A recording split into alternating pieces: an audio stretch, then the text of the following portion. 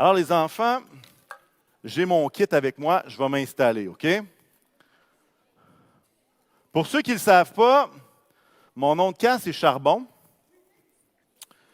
Je le porte fièrement. Vous savez pourquoi? Parce que ça goûte meilleur sur le barbecue.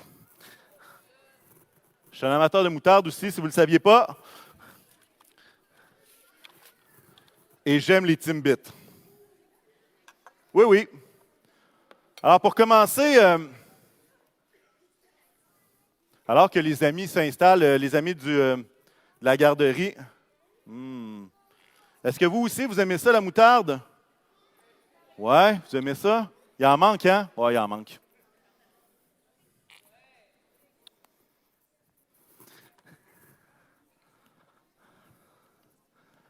Ce matin, l'objectif, c'est que chaque personne de chaque génération puisse recevoir quelque chose de la part de Dieu. C'est vraiment mon cœur.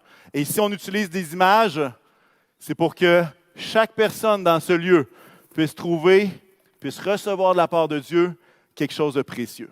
Alors, on commence tout de suite dans un texte biblique, OK? Vous êtes prêts tout le monde? OK. Matthieu 13, 31, 32. C'est Jésus qui propose une parabole et qui va dire la chose suivante. Le royaume des cieux ressemble à une graine de moutarde qu'un homme a prise et semée dans son champ. C'est la plus petite de toutes les semences, mais quand elle a poussé, elle est plus grande que les légumes et devient un arbre, de sorte que les oiseaux du ciel viennent habiter dans ses branches.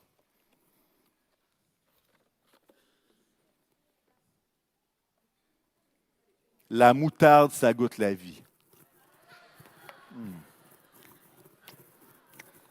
C'est extraordinaire. Vous savez, quand on l'a en bouche, ça a un petit goût de sucré moutardé. C'est comme les deux. C'est excellent. Puis il y aura des enfants, si vous voulez m'aider, puis que ça vous tente de goûter un beigne à la moutarde, ça me ferait grandement plaisir de vous faire goûter. Parce que vous savez, on voit dans ce texte-là que Jésus aime la moutarde. Jésus aime la moutarde. Il va l'en nommer à quelques fois dans l'Évangile de Matthieu. Pensiez pas que j'allais être game de faire ça, hein? Y en a-tu qui ont eu le cœur levé un petit peu? Ben non.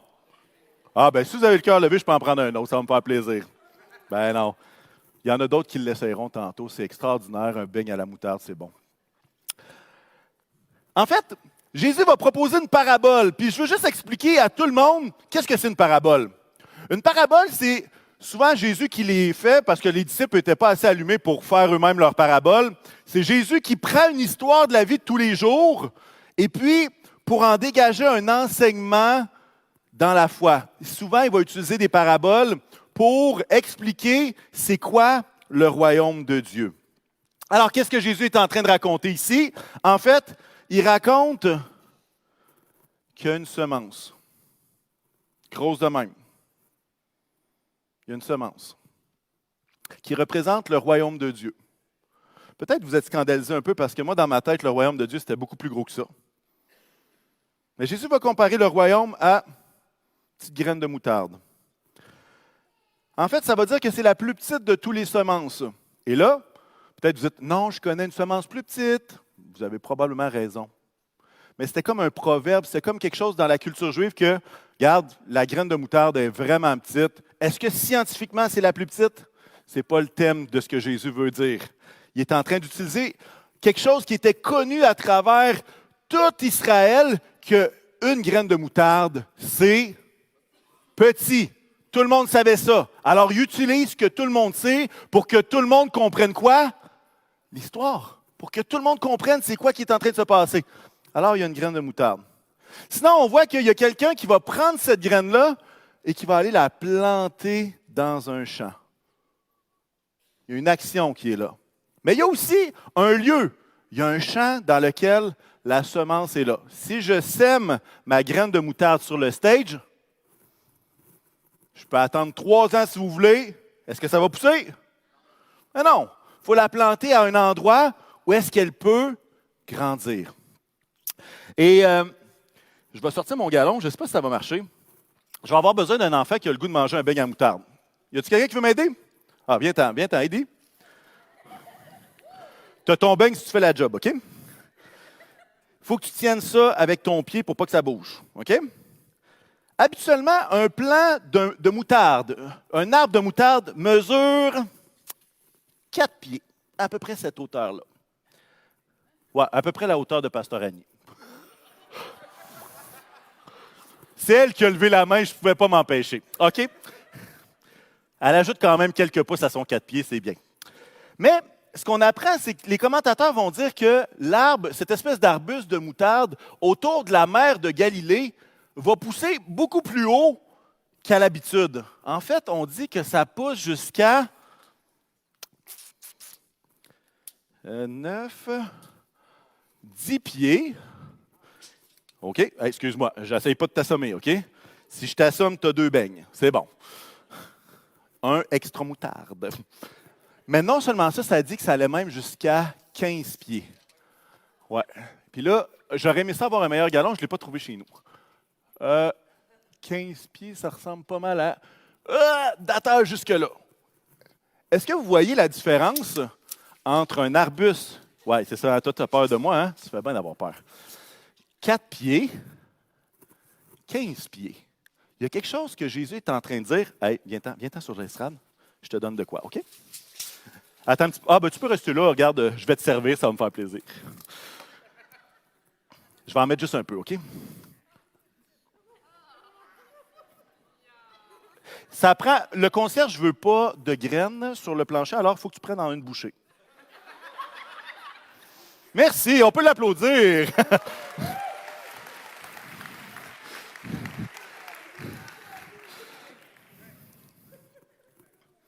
En fait, ce que Jésus est en train de dire, est-ce que le 10 pieds est plus important que le 4 pieds, le 15 pieds? Est-ce que ça devrait être 12 pieds et demi? C'est pas important, ça. Mais ce qu'il est en train de montrer, c'est le contraste entre une graine de moutarde. Est-ce qu'en haut, est-ce que vous êtes capable de zoomer là-dessus? À la caméra, ça vous tente-tu un petit défi, Isaac? Ça te tente-tu? Il y a une limite de zoom, je ne sais pas si vous voyez. J'essaie de voir, OK? Moi, je ne regarde pas en arrière. On est-tu au maximum? Pas encore. Eh, mais ça s'en vient, ça s'en vient. On va tester nos équipements audiovisuels. Est-ce que vous la voyez? Pas pire? Vous ne la voyez pas encore? Vous voyez le Timbit, par exemple, hein? Il est vraiment bon. Vraiment excellent. OK, bon, regarde. Merci d'avoir essayé. On verra comment faire pour que je vous montre à quel point c'est gros une crème de moutarde ou pas. Je profite de cette pause pour dire que les beignes sont excellents. Alors, ce qui est en train de se passer, Jésus est en train de faire le contraste entre une minuscule graine de moutarde et un arbre tellement grand qu'il peut accueillir les oiseaux du ciel. Je ne sais pas si vous avez déjà vu ça, un arbuste gros comme 4 pieds. Ça accueille pas grand famille d'oiseaux. Hein? Le pic-bois, il coupe le tronc assez rapidement. Mais lorsque cet arbuste-là peut avoir 10 pieds, 15 pieds, il peut accueillir plein d'oiseaux, et c'est ce qu'on va leur lire ensemble, OK? Jésus leur propose une parabole, il va dire, le royaume des cieux ressemble à une graine de moutarde qu'un homme a prise et semée dans son champ. C'est la plus petite de toutes les semences. Mais quand elle a poussé, elle est plus grande que les légumes et devient un arbre, de sorte que les oiseaux du ciel viennent habiter dans ses branches. Qu'est-ce que ça veut dire tout ça? Il faut se rappeler que quand Jésus partage cette parabole-là, il n'est pas encore mort. Hein? D'ailleurs, c'est logique, hein? Il n'est pas mort et ressuscité. En fait, on sait que Jésus... Ça va aller, Heidi? Oui, OK. Je n'ai pas prévu de poubelle proche, là, mais en tout cas. Ce qu'on sait, c'est que Jésus n'avait pas encore accompli sa mission. Il était un homme avec 12 nobody qui faisait le tour d'une contrée perdue dans le monde. Tu sais, Nazareth, là, c'était pas le village branché, hein? C'est pas Montréal, c'est pas Toronto, c'est pas Hong Kong, puis c'est pas New York, hein? C'est un petit village tout petit, perdu en plein milieu d'Israël. Et là, Jésus est en train d'expliquer que le royaume de Dieu a commencé de façon tout petite, l'espace d'une graine de moutarde. plutôt humble. Jésus, ses 12 disciples. Avec des gens qui n'attiraient pas l'attention. Les gens qui étaient autour de Jésus, c'était des pécheurs, c'était des collecteurs d'impôts, c'est des gens que personne d'autre aurait choisis. Mais il dit, regardez bien, avec cette petite chose-là, qu'est-ce que le royaume serait capable de faire? Et la chose qu'il faut que vous appreniez sur la graine de moutarde, c'est qu'elle a une croissance incroyablement rapide. Ça peut prendre en 3 semaines 1 pied d'eau, là. Tu sais, c'est quasiment plus rapide que les mauvaises herbes sur le terrain du Carrefour dans les derniers mois. C'est quelque chose. Et il est en train de dire, hey, ça commence gros comme ça, mais vous n'avez pas idée à quel point le royaume va s'étendre et rapporter auprès de lui tous les oiseaux du ciel. Et les oiseaux dans l'Ancien Testament, plusieurs prophètes vont parler que ça représente les nations. Il va dire, hey, ça commence avec une graine de moutarde et ça devient tellement grand que toutes les nations pourront être incluses dans ce royaume. Et là, on fait comme, oh, wow! Je ne pensais pas que la moutarde était aussi bonne que ça. Mais c'est ce que Jésus est en train de dire. Les Juifs imaginaient quoi? Les gens qui étaient dans le temps de Jésus, eux autres, ils s'imaginaient, c'était comme un peu big shot. Eux autres, c'est comme, quand le Messie va arriver, il va être tellement gros qu'il va nous arracher de tous les Romains et de toute l'oppression. Quand le Messie va arriver, ça va être tellement big qu'ils vont partir en courant.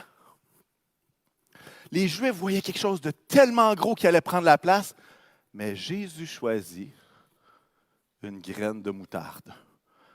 Et ça nous parle du cœur d'humilité, ça nous parle du cœur de Dieu qui n'a pas peur de commencer petit. Je ne sais pas s'il y en a des fois ici, vous avez connu Jésus puis vous avez dit, hey, moi si je connais Jésus, tout va changer. Tous mes péchés, toutes mes mauvaises habitudes, tout va arrêter.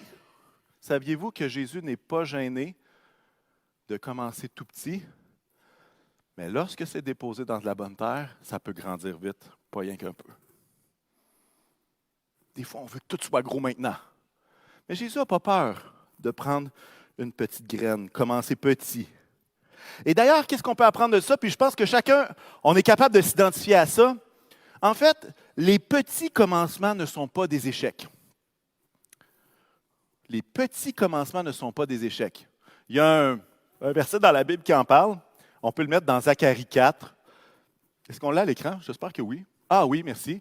Qui donc méprisait le temps des petits commencements? Ils auraient dû plutôt se réjouir. J'aimerais vous encourager à faire ceci. Les enfants, les adultes, les seniors, toute génération, hommes, femmes, peu importe. Vous avez le droit de rêver grand tout en commençant petit. Vous avez le droit de rêver grand, mais de commencer avec quelque chose qui n'est pas plus gros qu'une graine de moutarde. Qu'est-ce que ça veut dire, ça? Bien, ça veut dire que peut-être que, comme on l'a entendu tantôt, peut-être que tu as des difficultés à l'école, peut-être qu'il y a des choses qui se passent qui ne font pas ton affaire ou que tu es pogné là-dedans. Ne sous-estime jamais un sourire, ne sous-estime jamais une action, ne sous-estime jamais une nouvelle pensée, ne sous-estime jamais un premier pas. Parce que les petits commencements ne sont pas des échecs. Au contraire, ils sont des semences qui peuvent porter des fruits dans toutes les situations. Amen? Ne jamais mépriser les petits commencements. Et si, justement, peut-être vous dites, ouais, mais moi je suis plus à l'école, ça ne s'adresse pas à moi, pasteur. Ne sous-estimons jamais le pouvoir d'une habitude, d'un geste, d'un sourire, d'une semence pour le royaume, d'une semence semée dans le bon champ. Et je pense que comme Église, il faut qu'on se rappelle de quelque chose. On ne devrait jamais banaliser un simple geste d'un enfant qui s'approche de Jésus. Il y a des fois où est-ce que, je ne sais pas vous autres combien d'années de vie chrétienne vous avez, mais bon, moi ça fait quand même une couple d'années, peut-être une 25-30 ans là, que je connais Jésus. Et il y a des fois qu'on a cette mauvaise habitude-là de faire du reflet sur les autres, c'est-à-dire qu'on va voir une personne qui peut-être, elle, ça fait 1 an ou 2 ans, puis on va dire, ben pourquoi est-ce que tu fais ça? Voyons donc! Puis on est en train de lui demander d'avoir 30 ans de vie chrétienne alors qu'elle a 10 ans d'âge total. Comprenez ce que j'essaie de dire? Il y a parfois qu'on exige des autres ce qu'on n'aurait jamais été capable de faire la première année de vie chrétienne. Jamais. Et je pense que cette illustration-là nous rappelle qu'on ne devrait jamais mépriser un pas vers Jésus, qu'il soit petit ou microscopique. Jamais. Pourquoi? Parce qu'on ne sait jamais à quel point ça peut pousser rapidement. On ne sait jamais à quelle hauteur ça peut aller.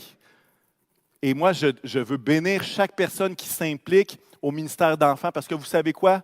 Quand ils sont en haut, là, c'est pas vrai qu'ils prient pendant 2 heures en intercession, les 2 bras dans les airs puis les genoux à terre, OK? C'est pas vrai, ça. Mais vous savez ce qui se passe là-bas?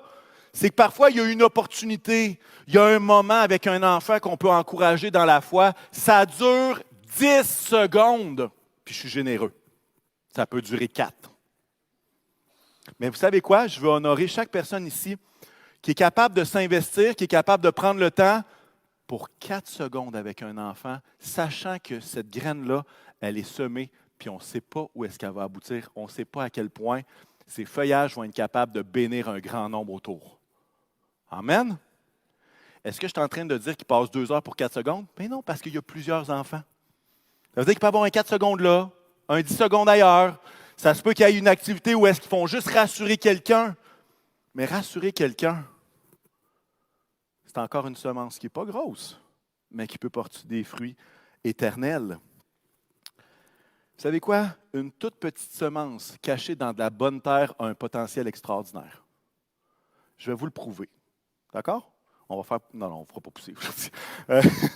On va aller voir un autre texte dans Matthieu. Dans Matthieu 17, ça parle encore de la moutarde. Vous le dites, Jésus aime la moutarde. Ça me donne le goût justement d'en manger un autre. Là. Matthieu 17, 20. Et là, les disciples ne sont comme pas capables de faire ce qu'ils voulaient faire. Puis Jésus s'adresse à eux, il dit, « Hey, c'est parce que vous manquez de foi, leur dit Jésus, je vous le dis en vérité, si vous aviez la foi comme un grain de moutarde, vous diriez à cette montagne, déplace-toi d'ici jusque-là, elle se déplacerait, rien ne vous serait impossible. » Une foi grosse comme un grain de moutarde. Intéressant, n'est-ce pas? Parfois, on a l'impression, puis là les enfants, écoutez-moi bien, parfois on a l'impression que ça nous prend une foi grande comme les montagnes pour déplacer les montagnes, mais ce n'est pas ce que Jésus dit. Parfois on dit, il faut que ma foi soit grande pour qu'il puisse faire quelque chose.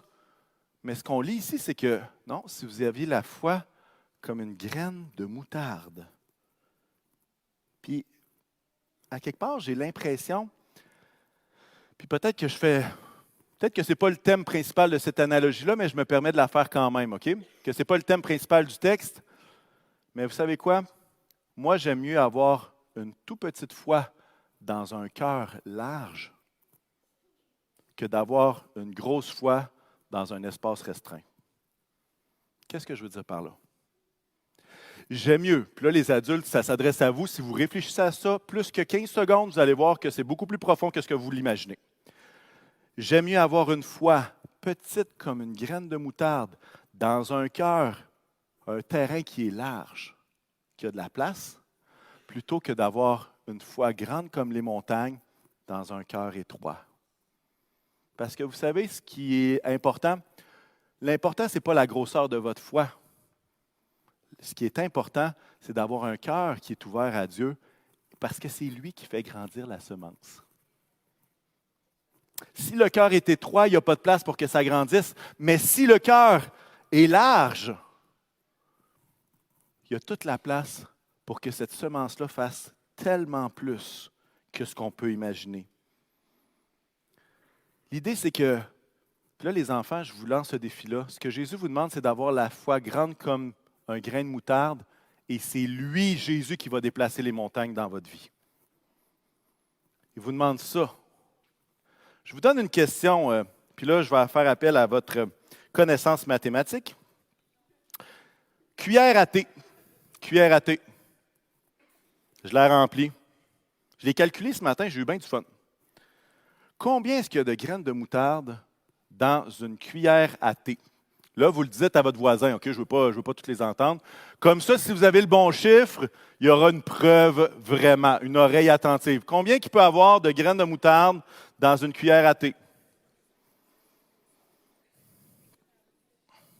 Si vous dites 3 500 000, vous êtes trop haut, OK?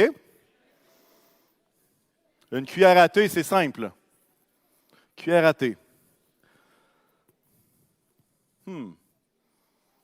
Est-ce que vous voulez connaître la réponse? 853 graines de moutarde. Y a-t-il quelqu'un qui a eu dit 853, 850? Ah! Combien vous pensez qu'il y a de graines de moutarde dans un simple plat de verre comme ça?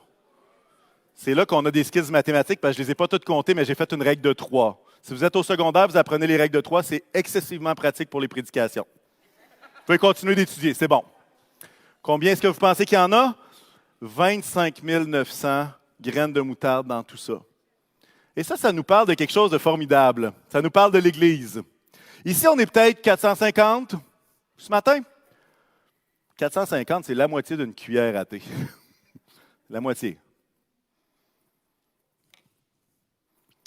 Si chaque personne a la foi d'une graine de moutarde et la sème dans de la bonne terre, est-ce que vous pouvez imaginer le potentiel d'atteindre les nations, comme le texte va nous le dire? Est-ce que vous pouvez imaginer? C'est simple, c'est petit, mais c'est ce que Jésus nous demande. Une foi grosse comme une graine de moutarde, plantée dans de la bonne terre. Et vous savez quoi, les enfants et les adultes? Les apparences sont parfois trompeuses. Très trompeuses. Parce que nous, dans notre monde, là, vous savez quoi? Quand on va aller pêcher une grosse truite, on se dit qu'il faut aller dans le milieu du lac parce que les grosses, c'est sûr qu'ils sont là. Et tous les pêcheurs rient de bon cœur. À moins que vous pêchiez de la truite grise qui se ramasse dans le fond. Pour le reste, toutes les autres sortes de truites, si vous allez dans le milieu du lac, tout ce que vous allez faire, c'est mourir de faim. Vous n'en pognerez pas de mot à dire. Parce que ce n'est pas vrai qu'elles se tiennent là. Mais dans notre tête, moi je me rappelle, j'allais à la pêche avec les enfants, puis il y a des fois, « Ah, il faut aller dans le milieu, les gros sont là! » J'étais comme, « Non, ils ne sont pas là. Ils ne sont juste pas là. » Parce que les truites, vous savez, là je vous donne un enseignement de pêche, ils cherchent une température. Puis s'ils vont trop profond, c'est trop frais pour eux, fait qu'ils n'iront pas de toute façon. Fait qu'ils cherchent un niveau de température dans lequel ils sont confortables. Fait que si vous êtes un pêcheur intelligent, vous allez à l'endroit où est-ce que la température de l'eau est propice pour les truites, avec aussi de la nourriture proche, puis ça se pourrait que vous mangiez mieux le soir. Vous comprenez? Mais dans notre tête, on s'imagine que les plus grosses sont dans le milieu, alors que ce n'est pas le cas. Dans notre tête, on s'imagine qu'il faut toujours que ça soit big pour que Jésus fasse quelque chose. Mais la réponse, c'est les apparences sont trompeuses. Je peux vous dire que si vous voyez... on va faire un autre exemple. Demain matin, il y a quelqu'un qui arrive dans votre rue avec 12 de ses chums en trottinette. Jésus et ses 12 en trottinette. Vous pouvez imaginer ça? Dans un skatepark? Non. Jésus avec 12 gars qui portent probablement une longue soutane là, avec un turban, là, s'en viennent dans votre rue. Qui croirait que ces gens-là allaient changer le monde? Là, vous dites, ben là, c'est 12 gars, 13 gars en trottinette, là. OK, ouais. Il a de l'air d'avoir de la conviction, par exemple, quand il parle. Qui aurait pu croire que ces 13 gars-là, bon, il y en a un qui s'est éliminé un peu entre-temps, là, mettons 12, là. Il s'est planté pas rien qu'un peu en trottinette, là, le 13e. Qui aurait pu croire? Qui croirait aujourd'hui que ces gens-là pourraient changer le monde, avaient le potentiel de changer le monde? Personne. Les apparences sont trompeuses, mais l'Évangile est puissant. L'Évangile est tellement puissant. Le royaume de Dieu est puissant de telle sorte que le royaume n'est pas gêné des petits commencements, des petites choses, des petites semences. Je vous donne des exemples, OK? Dans 2 Corinthiens 12, ça va dire la chose suivante. On peut l'avoir à l'écran. Il m'a dit, c'est comme Paul qui dit qu'est-ce que le Seigneur lui a mis à cœur, ma grâce te suffit, car ma puissance s'accomplit dans la faiblesse. Aussi, je vais me montrer encore plus fier de mes faiblesses afin que la puissance de Christ repose sur moi. Là, il est en train de dire, hey, moi, là, je me glorifie là, de ma faiblesse parce que c'est là que le royaume de Dieu se manifeste encore plus puissamment. On prend un autre exemple dans Juge. L'ange de l'Éternel apparut et lui dit à Gédéon, l'Éternel est avec toi, vaillant héros. Mais Gédéon, verset 15, va lui dire, ah, mon Seigneur, avec quoi est-ce que je vais délivrer Israël? Mon clan est le plus faible de Manassé et je suis le plus petit dans la famille de mon père. Les apparences trompeuses. On aurait pu donner l'exemple aussi de David, qui était le plus petit de la gang, mais que Dieu avait appelé. On peut aussi lire dans Ésaïe 53 la chose suivante. Et là, pour les enfants qui ne connaissent pas Ésaïe 53, puis pour les adultes non plus, qui ne le connaissent pas non plus, il n'y a pas de mal à ça, mais c'est une prophétie qui est faite 600-700 ans avant Jésus et qui parle du futur Messie, qui parle de celui qui va être Jésus. Okay? C'est une prophétie qui s'accomplit tellement parfaitement que ça en est troublant. Verset 2, il va dire, « Il a grandi, le Messie a grandi devant lui comme une jeune plante, comme un rejeton qui sort d'une terre toute sèche. Il n'avait ni beauté, ni splendeur propre à attirer nos regards. Et son aspect n'avait rien pour nous plaire. Méprisé, délaissé par les hommes, homme de douleur, habitué à la souffrance. Il était pareil à celui face auquel on détourne la tête. Nous l'avons méprisé, nous n'avons fait aucun cas de lui. Et pourtant, ce sont nos souffrances qu'il a portées, c'est de nos douleurs qu'il s'est chargé. » Ce n'était pas Hulk qui était sur la croix.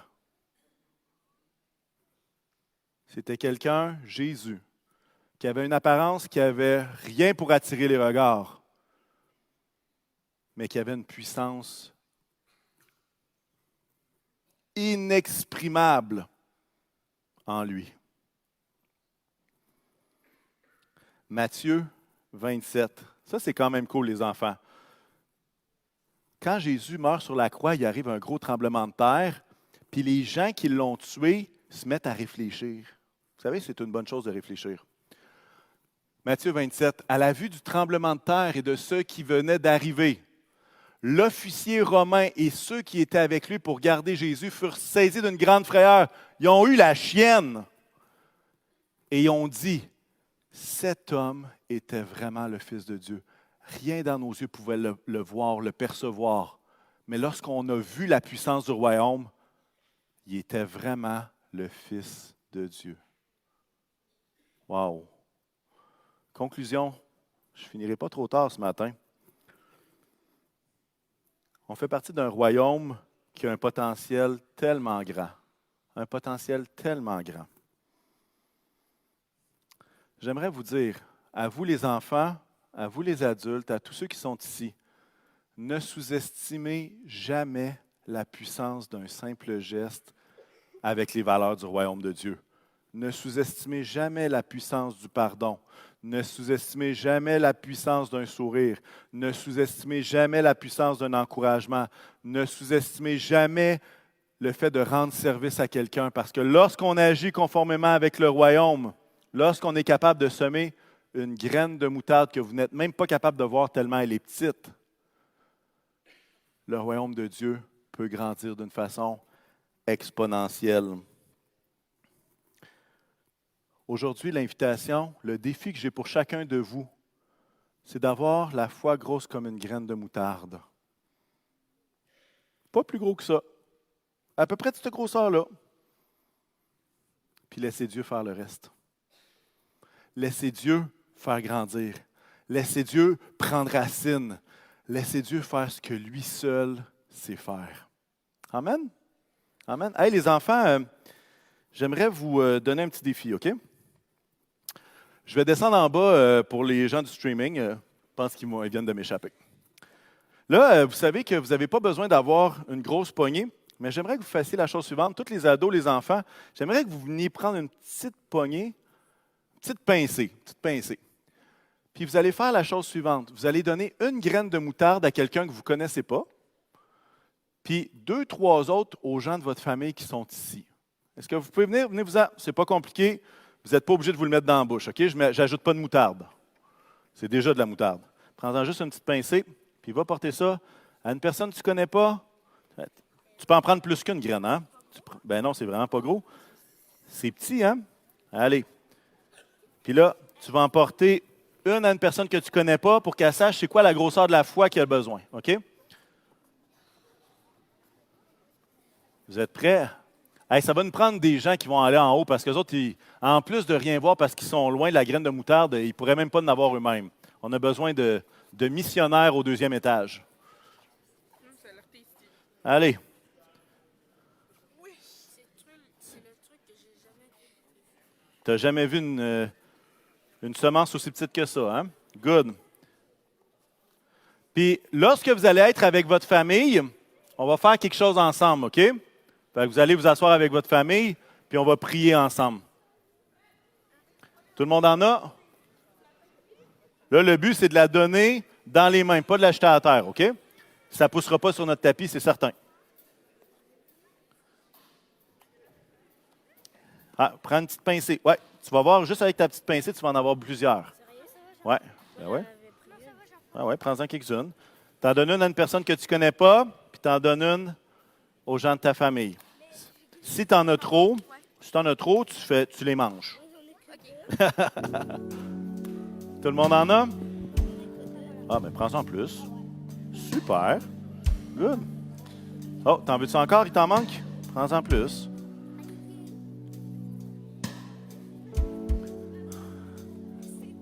Ah, merci, c'est gentil.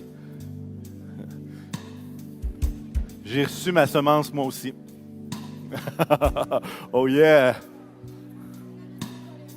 Tu fais bien. Est-ce qu'on peut se lever ensemble?